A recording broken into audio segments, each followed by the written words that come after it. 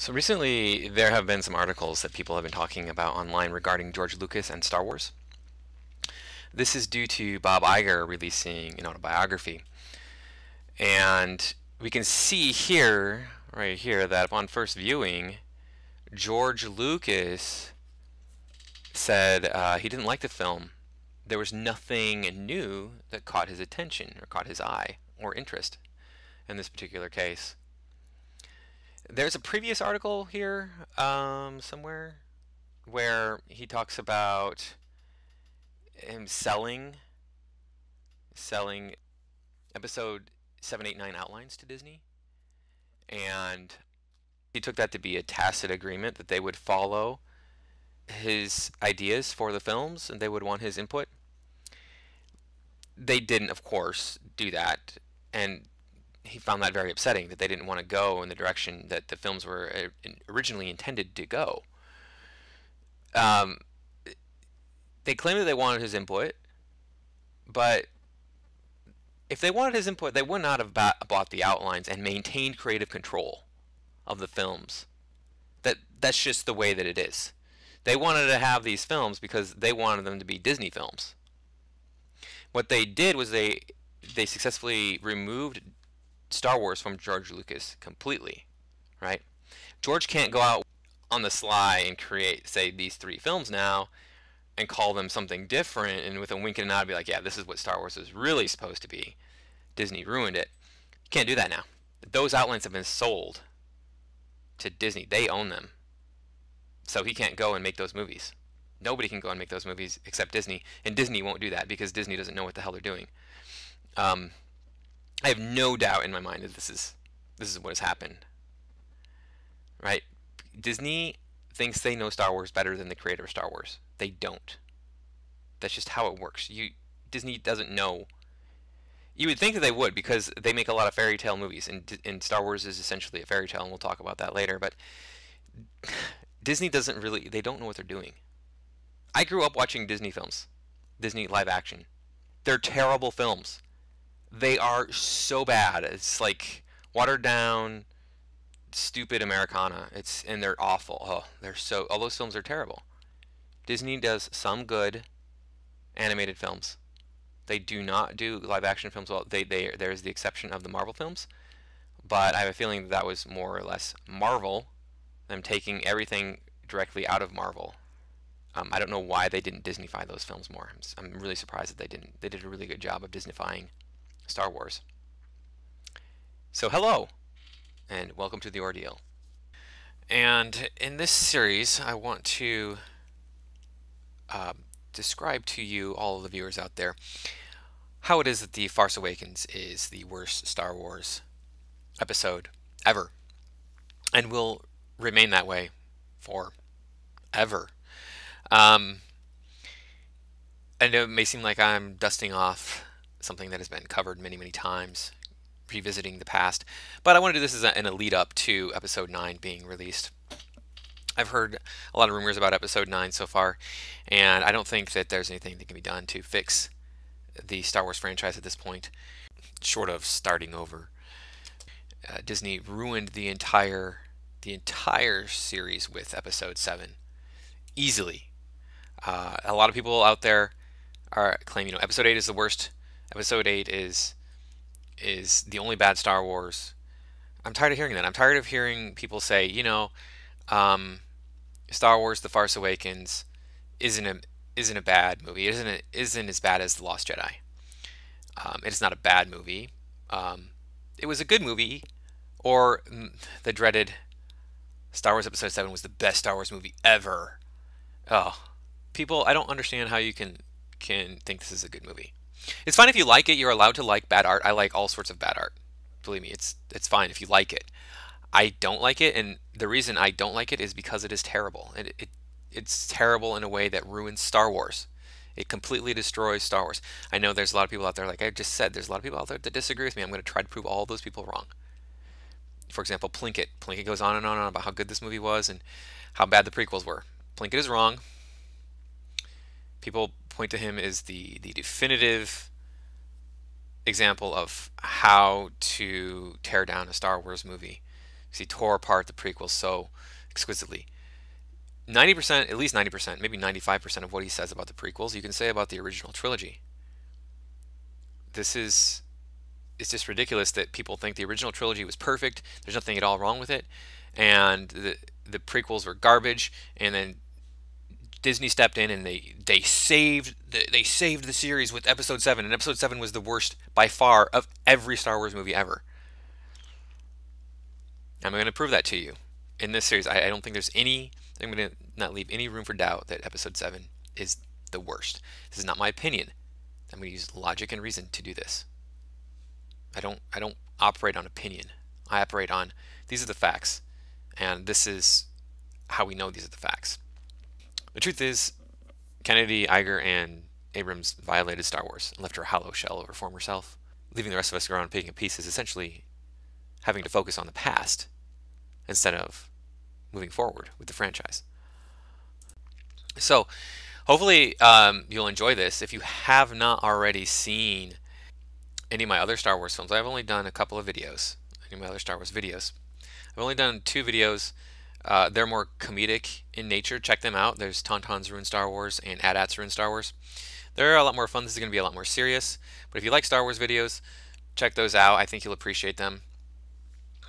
And stick with me through this whole thing here. I really appreciate that as well. We're going to start off with some potential criticisms people are going to level against me, such as, you don't like it because it didn't meet your expectations. No.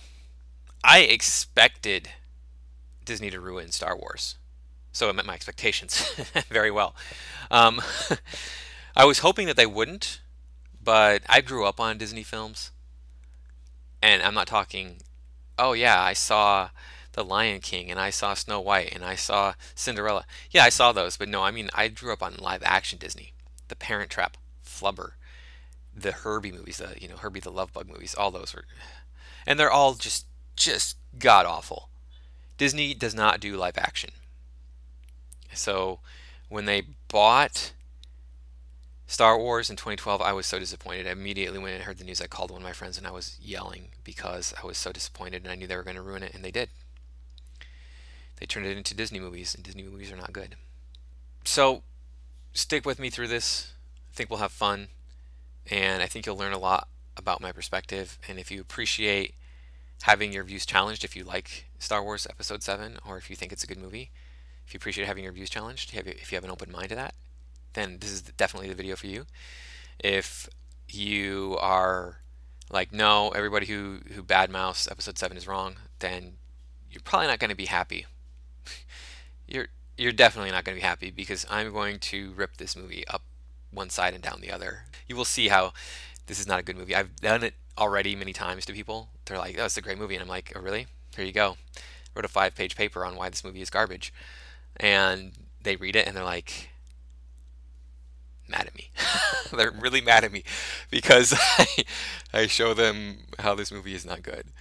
So it's not a Star Wars movie. And before you say, well, you sit here and you criticize feminism on your channel, I've seen you do it. You express a lot of anti-feminist opinions. So you just don't like it because Rey is the lead character. No, that's nothing to do with it. I don't care what gender the lead character is. I mean, I like Aliens. I like Terminator 1 and 2. I didn't like 3, 4, 5. I like Alita Battle Angel. I don't care about the gender of the main character. That's not the important part. The important part is the story and the way that everything works together to make that story good, or whatever, make everything work together. And this movie is called Star Wars. It's not called Pacific Wars. Right? So my point being, it's not called Earth Wars. It's not called Omicron Persei 8 Wars. It's called Star Wars. So one of the important factors of this is it happens in outer space. It doesn't happen here on Earth. It could be called, like I said, it could be called Pacific Wars. It could happen. It could be a farm boy somewhere here on Earth near the Pacific Ocean, and his family is killed. He's taken in by an older mentor that he doesn't know that well, and they go to help the princess. So they hook up with some nefarious characters, and they end up being captured and end up rescuing the princess after that. And then they escape to the Rebel Alliance, and he uses his awesome farm boy skills to overthrow the evil empire, at least for in one battle. So that could all happen here on Earth, right? It doesn't have to be called Star Wars. That story is not limited to Star Wars. The important factor about Star Wars, I'm going to tell you this, is space. It is a space adventure. George Lucas has said this. Supposedly, there's people saying that Disney did a really good job of merging the old and making that bridge from the old to the new, and no, they didn't. It doesn't have the same tone. It doesn't have the same feel of original Star Wars. It does not have that, and I can prove that to you too. George Lucas agrees with me that Star Wars is this story about being taken into an adventure. We want to see different things. We want to see new things that we haven't seen before. Okay, we don't want to see the same old thing, and that is true of adventures. I mean, going on an adventure is like, oh, I'm experiencing something I've either never experienced or rarely experienced. For example, I'm going to Asia later this year. Never gone to Asia. That's going to be an adventure for me. I'm scared. I'm excited. It's going to be something different and new. That's what going on an adventure is, something different and new. Star Wars, The Force Awakens is not different and new. It is the same old tired garbage that we've seen 1,000 times. How many times have I seen Star Wars A New Hope? 50 times? I don't know. A bunch of times. So we can take a look at Star Wars The Force Awakens, and I'm going to look at 3 different areas here to start off with. And that is that there are no new ships in Star Wars, right? Star Wars The Force Awakens. In every other episode of Star Wars, we had new vehicles shown to us, but we'll focus on the original trilogy. I'm going to focus on episode 5 and episode 6. So in episode 5, what do we have for new vehicles? Well, we start off with the AT-ATs. We have AT-ATs. We've never seen those before. We also have the AT-ST, but it's only visible for a second. We have this transport that takes the crew off of Planet Hoth. Then we have the speeders as well, the snow speeders. We have the Bespin, little Bespin pod things that are running around shooting at the Millennium Falcon. And we have Slave One. We also, I think, have the Super Star Destroyer in Empire Strikes Back. First time we've seen that. We have in Return of the Jedi. We have the shuttle. We see the AT-ST. We saw it in Empire, like I said, but we only saw it for a second. We see the AT-ST here. It looks great. We see it a lot. It's used a ton. So that's a big deal. But before we even get to the AT-ST, we have Jabba's Palace, where we have the pleasure barge and those little other barges, they're little skiffs or whatever they're called, floating around with the barge. So there's several new vehicles. I think there were a couple of new vehicles in the battle as well, the final battle where they destroy the second Death Star. But I am not sure. There might not be any new ships there. If there is, there is. If there isn't, there isn't. It's not a big deal at this point because we've detailed a bunch of new vehicles already. Now, why am I focusing on Empire and Return of the Jedi instead of going into A New Hope? Well, New Hope is, I don't want to use New Hope. I could, but everything is new in A New Hope. So there's no change from what happened before A New Hope to A New Hope, right? There is from nothing to something, but there's no change from, hey, look, we did this in the previous episode, what we're doing in the next episode. And in the prequels, there's just so much I could go into that's new in general. There's new ships, there's new aliens, there's new planets, there's everything is just new. So I want to keep it simple and straight to the point instead of going into a lot of different examples that I could by pulling up the prequels. So we're going to stick to the original trilogy. In The Force Awakens, we see 3 new vehicles. We have this speeder that Rey runs around on. Okay, so she can pilot a speeder. Great. And we have this quad jumper, which we see for like 3.5 seconds maybe. And then we have this thing, whatever this is, that swallows the Millennium Falcon. All right, so moving on to Aliens. Aliens are a big part of Star Wars. A huge part of Star Wars. They've been in the film forever. I mean, you look at A New Hope, and there's so many different aliens in there, right? The first half of the movie is just filled with aliens. Well, what do we get here in Empire Strikes Back? Well, Empire Strikes Back is actually the weakest, I think, for aliens in the original trilogy. I'm going to count the Tauntauns and the Hoth Wampa. And then we go on to, we're not going to count Chewie because he's in everything. So he's just ubiquitous. We'll just leave him out of it. So we got the Hoth Wampa, we got the Tauntauns, we got the space worm thing. I'm only going to count the aliens that factor significantly into the movies. So there's going to be some that I'm not even going to mention. We have a big one in The Empire Strikes Back, which is Yoda. That's not very many. You could go in and count like the Minox and some of the other things we see maybe on Dagobah. But yeah, I'm only going to count those few. So we got the Hoth Wampa, the Tauntauns, Yoda, and the Space Worm. All right, so what else do we got? We got the Return of the Jedi, which is just aliens galore. The whole movie is aliens feature heavily in the whole movie. The whole Jabba sequence. It's like there's Lando, there's Luke, there's Han, and there's Leia. And Leia is played off to be an alien in the very start. Oh, and there's Boba Fett. Those are the only humans. Everybody else is like some sort of crazy alien thing. There's Jabba, and you could just say Jabba and the Rancor and be like, okay, we've got a lot of aliens already. But there's so many others. There's the Gamorrean, or they call it Gamorrean guards, the big guards that they have there. All just sorts of different kinds of aliens. We all know that. And then you go to the briefing for the rebels to attack the Death Star, and we got Admiral Akbar. You got Nib Nub flying in the Millennium Falcon, and then you got the Ewoks. The Ewoks are a huge factor in this. I mean, in the Force Awakens, we get none of that. Basically, we have like Maz Kanata. We have this guy here.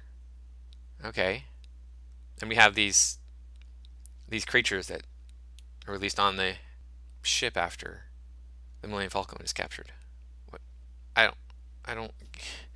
That's it. It's like there's maybe you can count this guy here who Rey takes the droid from, BB-8 from. It's not alien centric, and you might be saying, well, that's comparable to what we see in Empire. Numbers wise, yes, but not time wise. How much time do these aliens occupy the screen? Not much. Yoda is on screen a significant part of Empire Strikes Back. A lot. He's there a lot. These characters that they have here as aliens, Maz Kanata and this guy here, whatever his name is, they don't need to be played by aliens, right? The Hoth Wampa and the Tauntaun, those need to be alien. Pretty much. I mean, I suppose you could have used a bear and I don't know, a horse. I guess you could have done that, but we don't see. I mean, horses don't live in frozen tundras. Bears do. We have polar bears that live there, but they don't know. I mean, maybe some sort of yak. And that would seem pretty alien to most Americans because we don't hang out with yaks.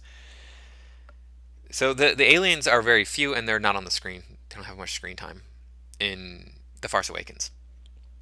And then we can come to new planets. Feeling like these planets are something new and exciting and an alien world. We get a little bit of it with Jakku. A little bit, because it is like a truly desert wasteland. It's dunes, sand dunes. We have desert in the United States, and many people have seen the desert, but it's not like the Sahara or the Gobi. It's a desert, but it's not, like this vast, expansive, like, wow, there's nothing but sand forever. It doesn't really feel like an alien world, though. It does kind of, but not really. It feels more like a post-apocalyptic world. And when we see Rey hanging out with other people, around other people, it's in like what appears to be a refugee camp or some sort of like relief effort that's being undertaken by the locals instead of this alien world. Like there's nothing about it that feels like, oh, this is a different place. This is like something we would never see on Earth. Like if you look at the buildings on Tatooine, those feel like different. Like wow, this is something we wouldn't see on Earth. It feels like a different world. It feels like a different type of architecture. none of that happens with Jakku. It feels like it's just okay. Here's something we could see on Earth happening. People on Earth. All right, cool. Moving on, and then it kind of feels like a post-apocalyptic thing with all the destruction. Disney knows how to do fairy tales. They've done a million fairy tales. They can't do this post-apocalyptic. This is how you do. This is how you do the desolate areas in a fairy tale. They know how to do it. They didn't do it with Jakku. Jakku does not feel like a fairy tale post-apocalyptic or a fairy tale desolation area. It doesn't. It doesn't feel like that. It feels like it's like a futuristic. Star Wars is futuristic, but it's really a fairy tale. And this has been described many times this way. It is a fantasy tale. It's a myth and mythology tale. It's not a science fiction tale. It is considered sci fantasy. Wizards in space. It's not the science fiction. Like if you look at Star Trek, Star Trek is more of the science fiction and less of the fairy tale. Star Trek does have the fairy tale element in it, but it's more of a sci-fi genre than Star Wars is. Star Wars is more about the fantasy. Um, so then we have another planet, which is a forest planet. Yay, great. Okay. I'm from northern Illinois, and I lived in Minnesota, and I lived in Georgia. I've seen this terrain thousands of times in my life. There's nothing exciting about this. We have the frozen forest planet. Okay, great. Again, I'm from northern Illinois, and I lived in Minnesota. I've seen this 1,000 times in my life, thousands of times in my life. There's nothing exciting about this. Doesn't feel different. It feels like I'm at home in the Midwest. Okay, well, that's great. I don't. It's not an adventure for me to go back there. I grew up there. I ran around in the woods all the time. Then we also have like the Death Star type of um, futuristic base type of interior world, which is a little bit like a fantasy world, but I mean we have places like this on Earth, so it's not that much of a stretch to go, yeah, that could be Earth. It's not that different, that exciting. It's a little bit different, a little bit exciting, but not much. And we've seen that before in The Empire Strikes Back. We saw that a lot, and we saw that in Return of the Jedi a lot, because there's a Death Star in Return of the Jedi. In The Empire Strikes Back, there is the bridges of the ships that the Empire is on. A lot. There's this stuff is just happening a ton. You're on it's like spaceships. As far as Empire Strikes Back, I've never been to a frozen tundra, and they did a really good job of making it feel like it was a different world by putting in, hey, what do you know? Different aliens, and then having this really interesting little ice cave area with an alien living in it. Um, and then we go to the Cloud City, which is simply beautiful. I mean, the imagery that you see in that Cloud City is like, wow, this is the kind of like epic sort of setting that you want to film your films in. And we also have Luke on Dagobah, which is, I don't know that there's any place like that on Earth. I don't think that there is. And maybe there is. Maybe there's one place that's similar to Dagobah, but that's pretty alien. Dagobah feels like it's another place, like a place that you would never be able to go on Earth. The Return of the Jedi, we have this dirty, grimy palace of Jabba the Hutt on a desert planet, and it's the aliens and the alien feel that really sells this as a different place. The architecture, the way that people are interacting. So it feels like an alien place because of all that. The Pit of the Sarlacc, another alien that I forgot to mention, but I mean that could be covered with the whole Jabba thing. Um, and then there is the forest moon of Endor, which is again alien place. Right? I've been to Sequoia. This was shot in the Redwood Forest. Return of the Jedi was shot in the Redwood Forest, as I recall, Northern California. I've never been there, but I mean it does feel really alien and really foreign because they have these massive, massive trees. Um, Other than that, we get the Death Star, space battles, flying around in space. We don't really have a space battle in the Force Awakens. I think that's another thing that kind of takes away from it, because I think that adds to the feel of this being an alien film. We don't fly around in ships and fight each other in space as humans. We don't do that. So when you see that in a film, it makes it feel like it's in another part of the universe, not here on Earth or around Earth. So these are some of the thoughts that I wanted to go over, and just to lay this out. And remember, like I said, George Lucas feels the same way that I do. And why is that valid? Well, because he's the creator of Star Wars. This is his baby. He wanted to take you on a thrill ride into a foreign land. We've already conquered all the lands here on Earth. You can't do Gulliver's Travels today.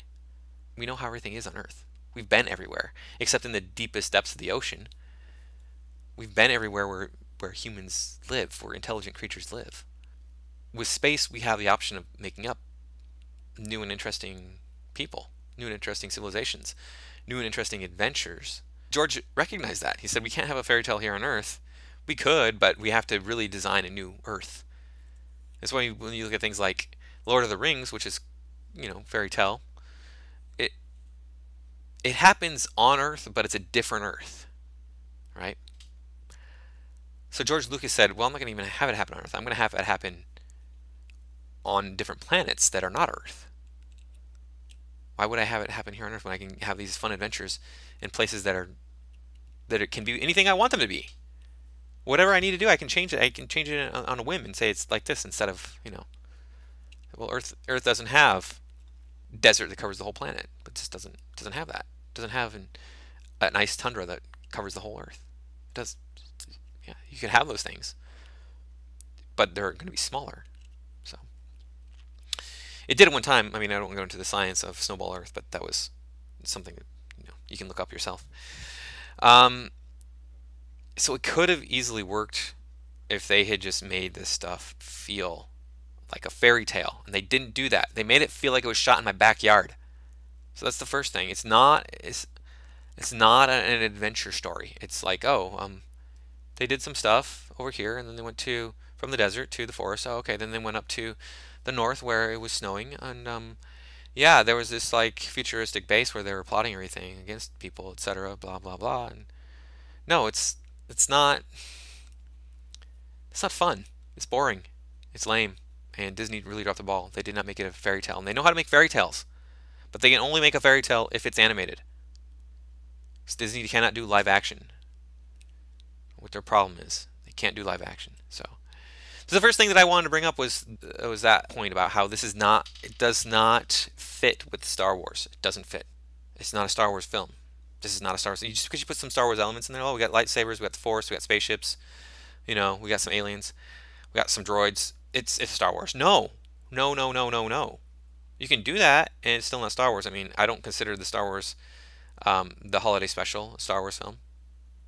It's more of a Star Wars film than this, but it's not a good movie at all. If you've never seen the Star Wars holiday special, don't. I have not seen the whole thing. I can't watch the whole thing. I've tried. I've only tried once. That was more than enough. Yeah, you can't watch it. Don't watch it. It's terrible. But yeah, this is on par. It's just slightly better than that. As if this were just a science fiction movie, it wouldn't be too bad. But when you put it into the Star Wars universe, well, I can't say it would be bad. But it wouldn't be like, whoa, terrible. As it is in the Star Wars universe, it's not a Star Wars movie. It's just not. Just does not even reach anywhere near where it needs to be a Star Wars movie. It doesn't. It's not fantastical enough. It's not a fantasy movie. It tries to be like, it really does try to be an earthly movie, like down to earth. This is how it would go. No, Star Wars is about the fantasy. It's so big and above what we can do here as humans. That's what we want in our Star Wars films. Maybe you don't want that, but that's what you should want, because that's what George Lucas wanted. That's what he was going for. Everything, you look at everything that he did, the original trilogy, in the Clone Wars movie, and in the prequels. Everything is so grand. Everything is such a grand thing, and everything is so like, wow, how did they do that? How did they overcome this thing? Luke throwing himself off of that platform to fall all the way through Cloud City and survive that. How did you? That's amazing. How did you do that? Whoa, that's crazy.